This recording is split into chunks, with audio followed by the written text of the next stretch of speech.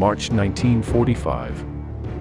There are only a few weeks left for the end of the Second World War in Europe, but the German army, even though it is practically finished, is capable of launching a new desperate offensive using its last panzers.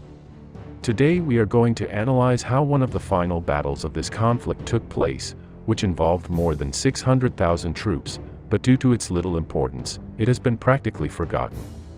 We are referring to Operation Spring Awakening, also known as the Lake Balaton Offensive, which is considered to be the last major German offensive on the Eastern Front. Before beginning with the exposition of this final German attack to the south of the capital of Hungary, let's put ourselves in context. To do this, let's go back 2 months earlier, to the beginning of January 1945. Here we find a Third Reich that, although it has been able to withstand the Allied attacks in the summer of 1944, is now completely surrounded. To the west, its defensive line is practically on its original border, while on the Eastern Front it still has a little more margin. The first weeks of the year 1945 are very hard for Germany, because their last hopes placed in the Ardennes offensive are lost, and on the other hand, the Soviets break the Vistula front, and advance practically without opposition towards Berlin. At this point, Goebbels himself came to recognize in his diary that the situation for them was going to get very difficult, the continuity of his government being in serious danger. Once the Soviet threat to the German capital became apparent, many of the armored units that were participating in the Ardennes offensive had to withdraw. Guderian saw here a great opportunity to use these divisions on the Eastern Front, as he had wanted from the start. One of the strongest formations they still had was General Sepp Dietrich's 6th SS Panzer Army, and this was the unit Guderian wanted to use to attack the flank of the Soviet army heading for Berlin. Hitler, however, had other plans in mind, because according to his criteria, Berlin was not yet in danger, since the Soviets were going to take care of consolidating their flanks first. His generals believed otherwise and began the hasty defense of the Oder River, against what the German leader wanted. When, a few weeks later, it turned out that Hitler had been right, and the Soviets had not rushed headlong into Berlin, but had instead taken up other positions across Poland and East Prussia, Hitler was very furious with them. Having to comply with his will, the last German armored reserves were sent to Hungary, where multiple German attempts to liberate the city of Budapest had failed. In any case, the important objective of the operation was the protection of the last oil wells that were located in western Hungary, and that at this time produced 80% of all the fuel that Germany spent. After the loss of Romanian oil, and most of what they produced synthetically in their facilities due to bombing, this was all that was left to the Third Reich. By this date the fuel available for the panzer divisions, as well as for the Luftwaffe, had already been reduced to historical minimums, but losing the Hungarian oil would cause the German military capacity to collapse. Based on this, an offensive was planned to drive the Soviets back to the Danube, and establish more secure defensive positions to protect these oil fields in Hungary. In addition, once the entire western bank of the Danube had been secured, it was later intended to liberate the city of Budapest, and send the remaining units to the Oder River, to support the defense of the German capital. To meet these objectives, at the end of February the German leader ordered the commander of Army Group South, General Otto Wöhler, to prepare an attack in the vicinity of Lake Balaton. The 6th SS Panzer Army would participate in the offensive, which would attack from the north of Lake Balaton, the 2nd Panzer Army, which would attack from the south of the lake, and Army Group E, which would attack from the south of the Drava River to the north. Together they had to expel the 3rd Ukrainian front to the eastern bank of the Danube. Finally, the date for the launch of this offensive was set on March 5, 1945. For this operation the Germans had assembled a force of 19 divisions, of which 8 were Panzer or Panzergrenadier formations. In total they numbered about 220,000 men and 870 battle tanks and armored vehicles. However, and as was the case with Germany at this time, on paper it seemed a powerful force, but the reality of the authentic status of these units was very different. They were mostly worn-out troops, and many of these divisions were made up of poorly trained and poorly armed conscripts. Opposite them were the forces of the 3rd Ukrainian Front, under the command of Marshal Fyodor Tolbukhin.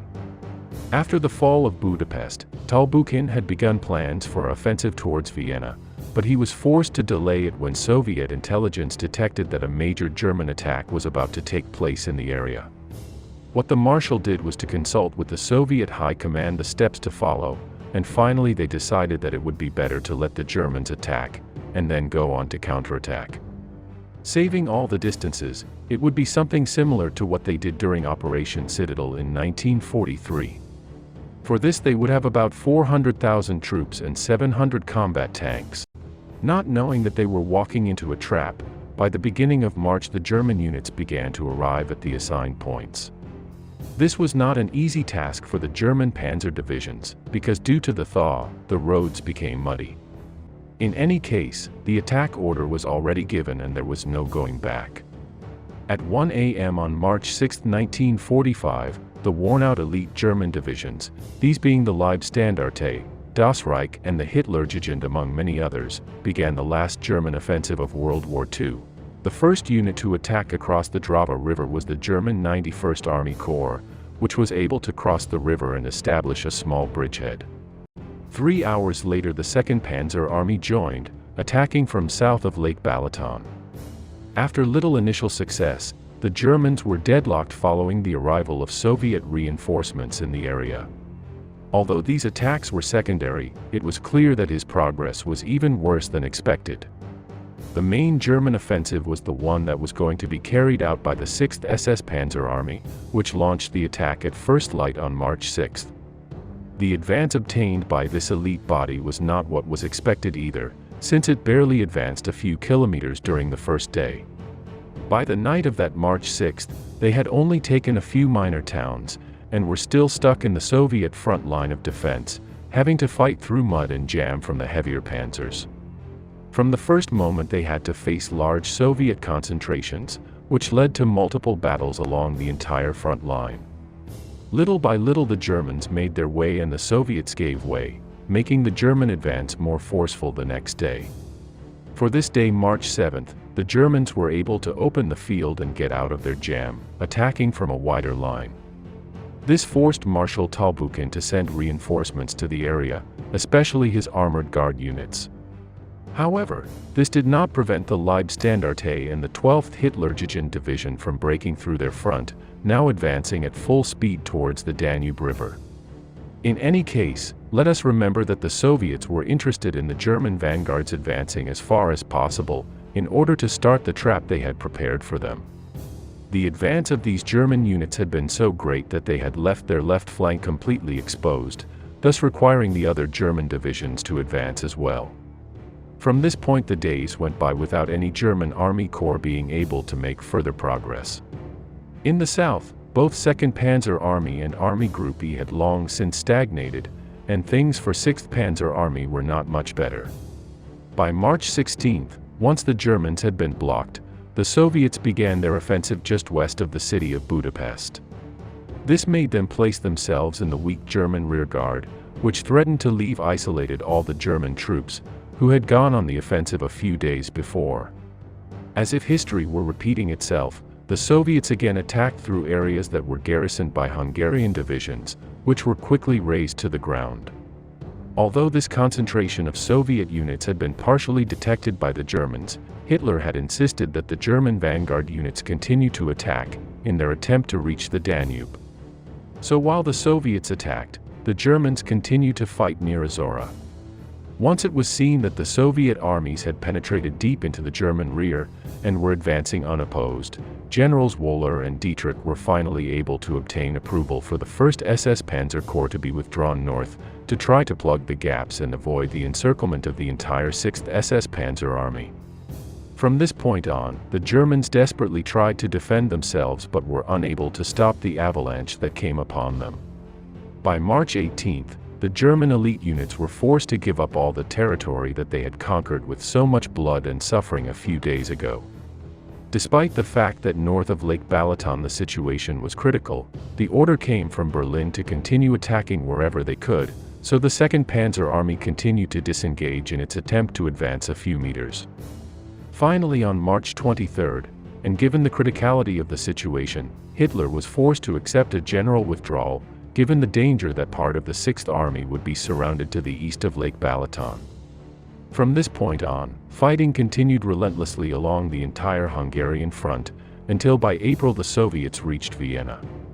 In addition, a few days before they also stripped the Germans of their Hungarian oil wells, thus finishing off the combat power of the Wehrmacht. In short, after less than 3 weeks, the last major German offensive had ended with a maximum advance of less than 40 kilometers, followed by a devastating Soviet counterattack that finished driving the Germans out of the region. It had ended with a maximum advance of less than 40 kilometers, followed by a devastating Soviet counterattack that finished driving the Germans out of the region. Well, and finally, as you know and we discussed in this special program with Carlos Caballero, it was here that the famous anecdote occurred in which Hitler, totally outraged by the lack of offensive capacity of his elite units, sent them an order in which he forced them to remove the strip with his name that they wore on the cuff. Furthermore, Dietrich himself was accused of not having used all available troops for this offensive, which was considered little short of treason. I left you the video in the description in case you are interested. We say goodbye here. Many thanks to everyone, especially the sponsors who make this possible. Subscribe and share this program if you liked it, and see you in the next one. See you soon.